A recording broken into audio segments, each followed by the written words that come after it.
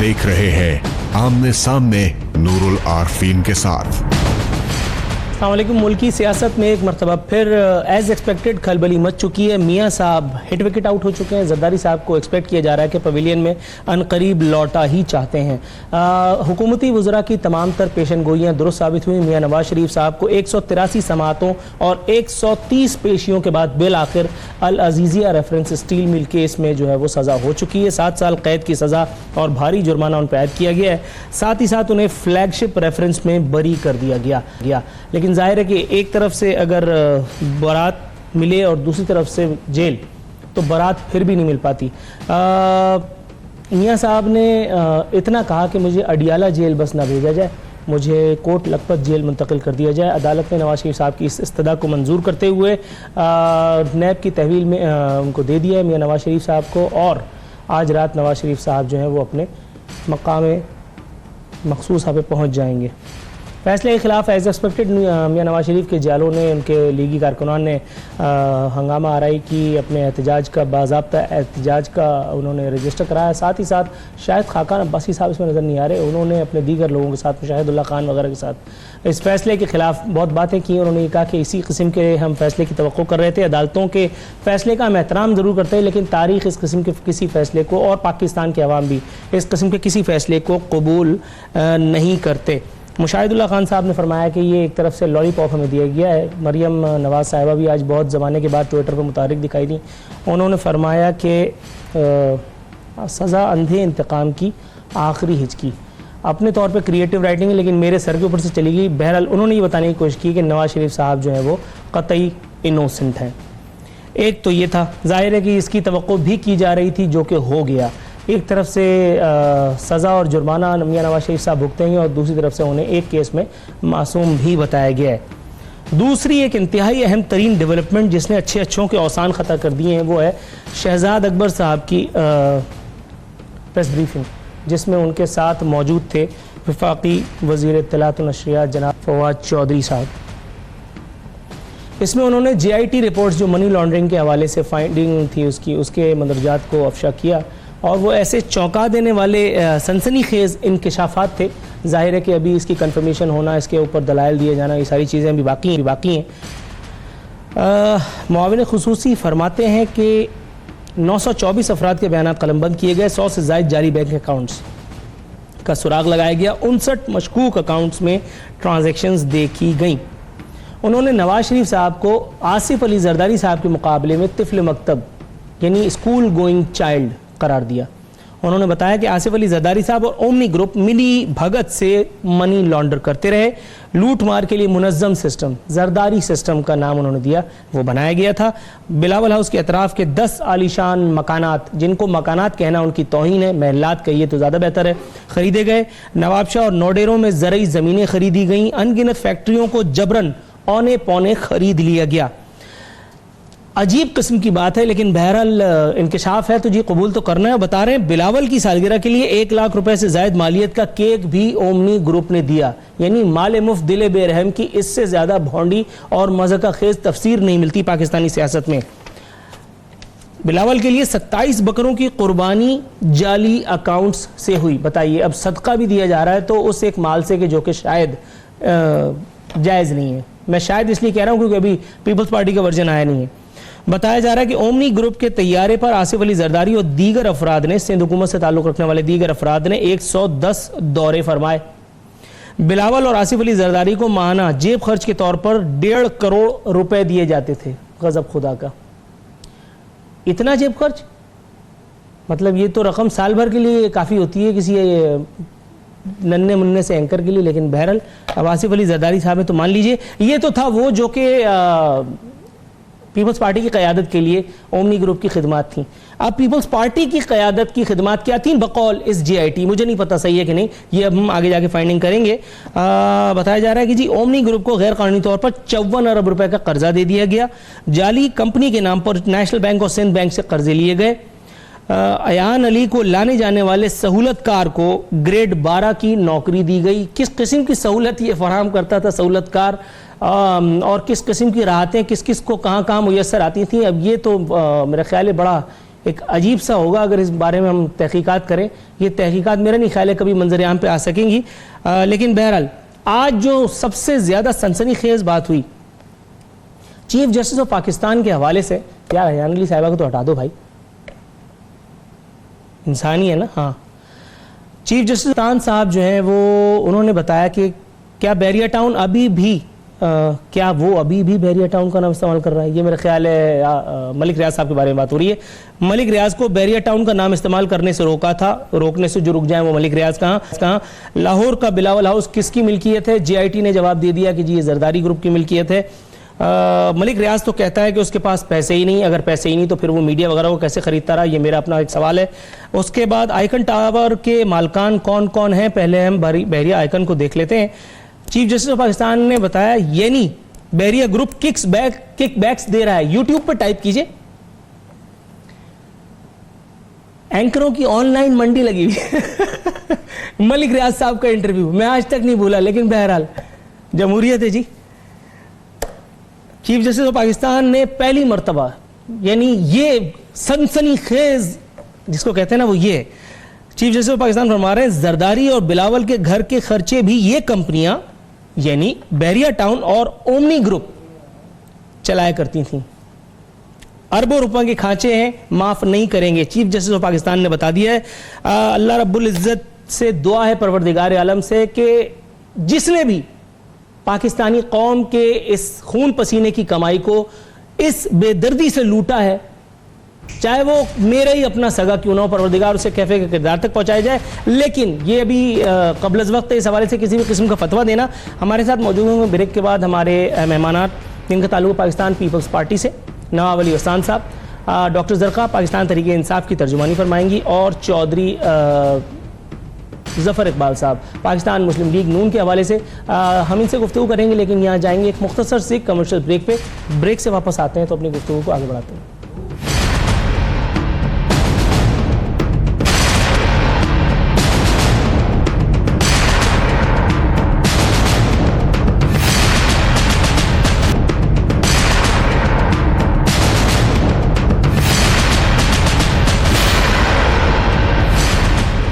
Welcome back नाजरीन। Time की कमी है इसलिए डायरेक्ट अपने मेहमानों के पास जाऊंगा। चौधरी जाफर इकबाल साहब मेरे साथ मौजूद हैं। चौधरी साहब अस्सलाम वालेकुम।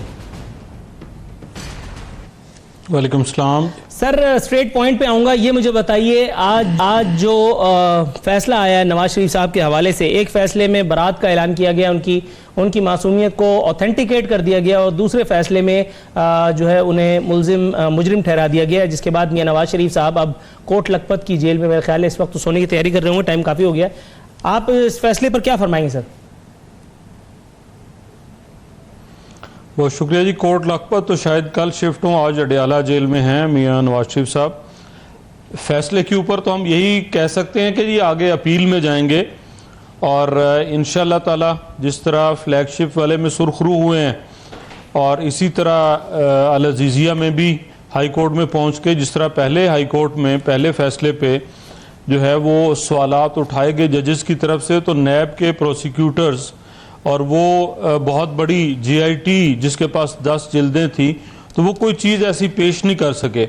और आज का जो तफसीली फैसला है मैंने अभी पढ़ा नहीं, मेरे तक उसकी कॉपी उस तरह नहीं पहुंची, लेकिन जो सुना है उसमें कहीं ना तो ये जिक्र है कि मियां नवाज शरीफ ने पाकिस्तान से फ़लाँ अकाउंट से फ़लाँ जगह पैसे दुबई या सऊदीया या लंदन भिजवाए, और ना ही उन कंपनियों से और उन जायदादों से जिन ज़्यादा तो था कि बेनामी की जायदादें लंदन के अंदर बनाई और की, तो उनसे कोई वास्ता या ताल्लुक़ डायरेक्ट मियां नवाज शरीफ साहब का साबित नहीं हुआ। बहरहाल फैसला है उसे कबूल किया और आगे उसके ऊपर अपील करेंगे, लेकिन इस फैसले के पाकिस्तानी सियासत पर अपने ही असरात होंगे, और वो असरात को ये नहीं कि मियां नवाज शरीफ को विक्टिम बनाने की वजह से इंसाफ के इदारों में जो रवैया रवा रखा गया है कि कुछ लोगों के लिए और कुछ लोगों के लिए और, उस वजूहात पे बहुत सारे सवाल भी उठेंगे और पाकिस्तान के अंदर काम करने वाले, कारोबार करने वाले, बसने वाले, रहने वाले यकीनन ये सोचेंगे कि कहीं तो 60 अरब की प्रॉपर्टी जो है बता के ना उनको चोर कहा जाता है, ना डाकू कहा जाता है, ना ही उनसे ये पूछा जाता है कि भाई आपके बाप दादा के पास कुछ था या आपने कोई कारोबार किया, कहीं रुपया got your point sir. Unfortunately मुझे यहाँ पे अपने दूसरे मेहमान को शरीकी गुफ्तगू करना है, मैं आपके पास दोबारा आता हूँ। मैडम डॉक्टर जरका, ये मुझे बताइएगा, मियां नवाज शरीफ साहब के साथ जो कुछ हुआ वो बहुत ज्यादा अनएक्सपेक्टेड नहीं था बहुत सारे लोगों के लिए, लेकिन ये मुझे बताइए, ये हुकूमती वुज़रा कश्फ की मार्फत की जिस मंजिल पर जा पहुंचे हैं, उन्हें 15 दिन पहले से कैसे पता चल गया था कि मियां साहब फिट हो चुके हैं? देखिए जी, इसमें किसी मार्फत की जरूरत नहीं है। एक सड़क पे बैठे हुए आदमी को भी पता है कि मियां साहब करप्ट हैं, यानी मियां साहब नहीं, टब्बर का टब्बर करप्ट है। और आप क्या बात करें, मेरे भाई ने कहा उनकी करप्शन साबित नहीं हुई। आप अभी उनका वो वर्डिक्ट पढ़े, उसमें लिखा हुआ है he has been found guilty on the charges of corruption. तो यानी ये तो वही बात होगी जो ये बात कहते हैं कि आप कहें कि शैतान तो जन्नत में जाएगा, यानी इनकी मर्जी है, ये शैतान को अगर जन्नत में भेजते हैं तो भेजें फिर। यानी मियां नवाज शरीफ और करप्ट नहीं है तो फिर बाकी आप और मैं क्या हैं? यानी हर चीज, फ्लैगशिप से लेकर हिल मेटल से लेकर 2001 से लेकर 2018 तक ये जितना टोपी ड्रामा था इनका, इस सारे में हर बिजनेस उनका खसारे में था और उसके बावजूद हर बिजनेस को बेच के वो अरबों अगले बिजनेस में लगा लेते थे। माशाल्लाह, ऐसे बिजनेस तो आपके और हमारे जैसे लोगों के भी होने चाहिए। दूसरी बात ये कि 5 दफा उनको मौका मिला, पार्लियामेंट में वो गए, हाई कोर्ट वो गए, नैब वो गए, सुप्रीम कोर्ट वो गए, अब ट्रिब्यूनल कोर्ट में वो गए। उनके पास 5 मौके थे, हर बार के वो कोई सबूत देते कि वो करप्ट नहीं है, या उनके पास तो कोई कागज ही नहीं है माशाल्लाह। यानी सब कागज है लेकिन दे नहीं सकते क्योंकि करप्शन उनकी जाहिर है। और जिन बच्चों को उन्होंने सारे पैसे यहाँ से बाहर ले जाके मनी लॉन्ड्रिंग करके जिन बच्चों के नाम किए, अल्लाह का करिश्मा देखें कि उन्हीं बच्चों ने इनको डबोया। यानी एक बेटे ने कहा कि अल्हम्दुलिल्लाह हमारे फ्लैट हैं, बेटी ने कहा अस्तगफिरुल्लाह मेरी तो ना पाकिस्तान में कोई प्रॉपर्टी है ना लंदन में कोई प्रॉपर्टी है। तो माशाल्लाह जब इतने हलाल की कमाई की औलाद होगी, आपको पता है हमारे में लोग कहते हैं अगर आप हराम खाते 7 पुश्तों तक उसका असर चलता है, ये छोटी बात नहीं है। तो चलिए मैं पीपल्स पार्टी की जानिब जाऊंगा। मैम थोड़ा सा वक्त की कमी का शिकार हूँ, सामने चल रहा है विटामिन के बाद वक्त की कमी का भी थोड़ा सा मामला है यहाँ पे। मैं नवाब अली वसान साहब को शो में खुशामदीद कहूंगा। सर आप मुझे सुन सकते हैं? हाँ, मैं आपको सुन सकता हूँ। सर क्या बात है, मेरे भाग जाग गए। ये मुझे बताइएगा सर, ये शहजाद अकबर साहब को क्या दुश्मनी थी, आज इन्होंने बीच चौराहे पे हंडिया फोड़ी है जीआईटी की, और ऐसे ऐसे इंकशाफात किए हैं कि पहले तो इंसान हंसता रहे, उसके बाद खूब देर तक रोता रहे, और उसके बाद एक आदमी आकर के बड़ी शान से उसे पागल का टाइटल दे दे। ये बताइए सर, 27 बकरों का सदका दिया गया तो बहुत अच्छी बात है, लेकिन इस सदके को भी गलत पैसे से दिया गया, ये समझ में नहीं आया। मुझे अपने एक जानने वाले की याद आ गई, वो भी हराम माल से इसी तरह से पैसे का सदका दिया करता था। दूसरी बात, ये 1 लाख रुपए से जायद का केक खा करके आदमी कितना टार्जन बन जाता है, और इस पैसे की अदायगी भी ओमनी ने किस सवाब के हुसूल के लिए की? आपकी अकल क्या फरमाती है सर? देखिए, ये तो मुझे पता नहीं है कि 1 लाख का केक और ये जो आप बातें कर रहे हैं। तो देखिए, पाकिस्तान पीपल्स पार्टी सबसे बड़ी जमात है और इन्होंने बड़ी कुर्बानियां दी हैं जमहूरियत के लिए, इस मुल्क के लिए। देखें, केस जब शहीद जुल्फिकार अली भुट्टो के ऊपर भी बना, मोहतरमा बेनजीर भुट्टो के ऊपर भी बना, आसिफ अली जरदारी साहब के ऊपर भी बना, तो आपको पता है कि जब केस बनते हैं तो फिर उसका हासिल क्या होता है कि आसिफ अली जरदारी के ऊपर जब सैफ रहमान ने बनाया तो उस पे सारे केसों से बरी हुए और 10 साल आसिफ अली जरदारी साहब ने जेल में भी रहे। देखें, ये वो नहीं है कि नवाज शरीफ के जैसे कि मुल्क को लिख के चला जाए बाहर। जरदारी साहब इधर ही हैं, वो इन केसों से सबको फेस करेगा और केसों से आगे बढ़ेगा। ऐसा नहीं है कि हम कोई कह रहे हैं कि हमने, देखिए हम तो कहते हैं कि बराबरी के बुनियाद पे केस जो इन्वेस्टिगेशन होनी चाहिए, ये अलीमा खान को क्यों नहीं उनके ऊपर आते, अलीम खान को क्यों नहीं आते, जहांगीर तरीन को क्यों नहीं आते, और बहुत सारे 70% जो मुशर्रफ दौर के इनके वजीर हैं उन पे ऊपर क्यों नहीं? वो क्या पूरा जो हुकूमत में रहे वो कुरान शरीफ पढ़ते रहे? उन्होंने कुछ नहीं किया। देखें, इंसाफ जब होता है तो तराजू को देखा जाता है, जब इंसाफ नहीं होता तो वो तराजू का एक बटन एक तरफ चला जाता है, एक दूसरा दूसरी तरफ चला जाता है। तो हम तो चाहते हैं कि इंसाफ सर होना चाहिए। इससे पहले कि मुझे अपने दूसरे मेहमान की तरफ जाना पड़े, जनरल नॉलेज का एक छोटा सा सवाल, उसके बाद फिर छोटे से वक्फे में जाऊंगा। आप मेरे साथ ही रहिएगा वक्फे में, ताकि मेरी भी जरा हिम्मत इस्तकामत में कमी ना आने पाए और कुछ और मालूमात भी अपने नाजरीन तक हम पहुंचाएं। ये मुझे बताइएगा नवाब अली वसान साहब, ये जो ओमनी ग्रुप का शोशा छोड़ा गया है और JIT ने इनके ऊपर एलिगेशन लगाया कि जी ये जरदारी साहब को और बिलावल साहब को माहाना जेब खर्ची 1.5 करोड़ रुपए दिए जाते थे, सर थोड़ा ज्यादा नहीं है जेब खर्ची? सर देखें, ये हमें मालूम नहीं है कि हम इस तरीके से बात करें कि देखें OME ग्रुप या ये तो आप कह रहे हो ना, कोई नहीं मैं क्यों, मेरी कौन सी दुश्मनी है सर, मैं कौन होता हूं? ये तो JIT की रिपोर्ट पढ़ रहा हूं। वो तो आप कह रहे हो कि खर्चा और ये वो बिलावल साहब एक लीडर है। बिलावल साहब पुष्ट पनाही अपने बाप शहीद जुल्फकार अली भुट्टो, शाहनवाज भुट्टो, मोहतरमा बेनजीर भुट्टो, ये सब से, ऐसा नहीं है कि उनके पास कुछ नहीं था जो अभी आया है तो उनके पास पैसे आ गए। जरदारी साहब भी पहले से ही, शुरू से ही उनके पास सब कुछ था, ऐसा नहीं है कि अभी आया तो अभी सब कुछ हुआ। तो देखें, ये तो इल्जामात हैं, ये तो लग सकते हैं, ये तो कह सकते हैं, ये कुछ भी हो सकता है, ये कर सकते हैं, पर ऐसा नहीं है कि जिस तरीके से ये सोच रहे हैं या जिस तरीके से ये कह रहे हैं कि इल्जामात पे इल्जामात लगा रहे हैं। तो देखें, हम तो कहते हैं कि जनरली सबके साथ इन्वेस्टिगेशन, पहले तो इमरान खान की इन्वेस्टिगेशन होनी चाहिए। सही है, बिल्कुल होनी चाहिए। सर ये मुझे बताइएगा नवाब अली वसान साहब, मुझे ब्रेक पे जाना है, पता नहीं फिर जिंदगी का क्या भरोसा, टेलीफोन लाइन का भी कोई भरोसा नहीं है इस मुल्क में। ये मुझे बताइएगा सर, ये एक और इल्जाम लगाया गया अजीब बेहूदगी की इंतहा है, बताया जा रहा है कि बिलावल हाउस के अतराफ के 10 आलीशान मकानात खरीद लिए गए। अब बिलावल हाउस ना मकान है ना उसके आसपास कोई मकान है, वहां तो सब महल्लात हैं, बुलंद मकाबिर है, ये मकान कहां से आया वहां पे? आपने कोई मकान देखा है वहां? देखे, मैं तो ऐसा कोई नहीं, बिलावल हाउस के अलावा और तो कोई है ही नहीं। देखें, जिस मुल्क में शहीद जुल्फकार अली भुट्टो को फांसी पे लटकाया जाता है, जिस मुल्क में मोहतरमा बेनजीर भुट्टो की हिफाजत नहीं की जाती, वो शहीद हो जाती है, सवों के तादाद में लोग शहीद हो जाते हैं।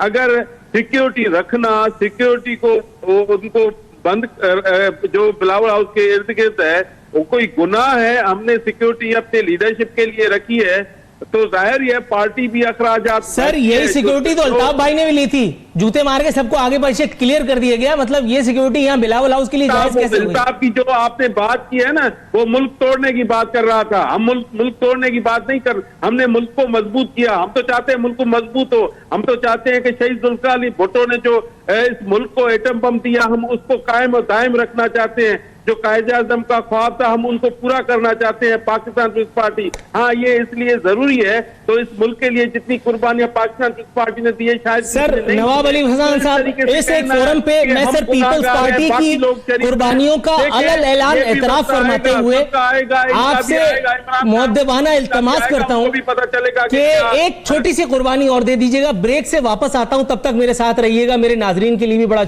नाजरीन यहाँ वक्त एक मुख्तसर सी कमर्शियल ब्रेक का, ब्रेक के फौरन बाद आ रहे।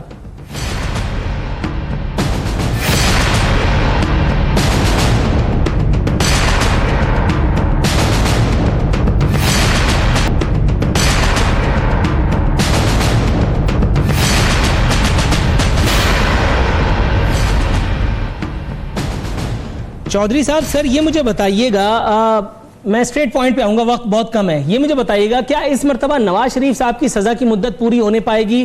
क्या इस मर्तबा सऊदीया से या किसी और जगह से कोई टेलीफोन नहीं आएगा? क्या इस मर्तबा भी बक्से भर भर के पाकिस्तान से बाहर हिजरत नहीं की जाएगी? और उसके बाद फिर एक दिन भांडा फूटेगा कि ले मियां, यहाँ तो मामलात ही कुछ और हैं।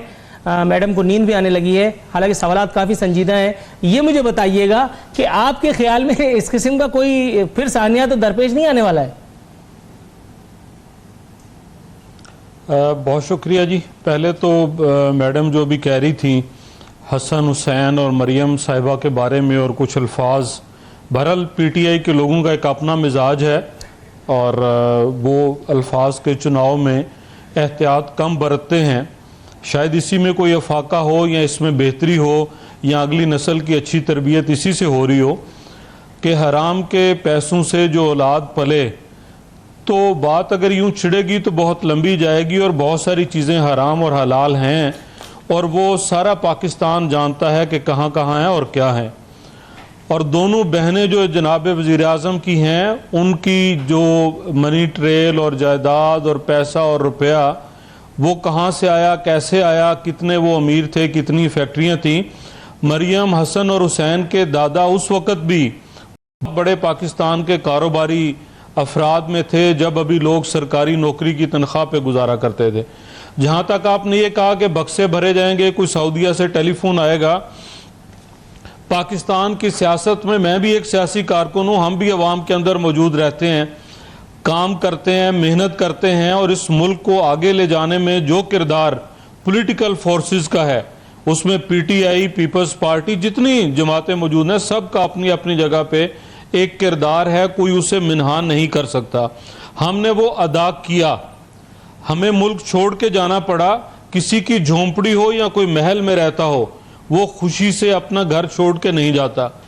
तब भी जो खबरों की शायद सुर्खियाँ थीं वो 27 साल कैद थी, जुर्माने थी, सजाए मौत थी, सारी उम्र की नाअहली थी, वो भी सुनी, जेलें भी देखी, लांडी जेल, अटक का किला।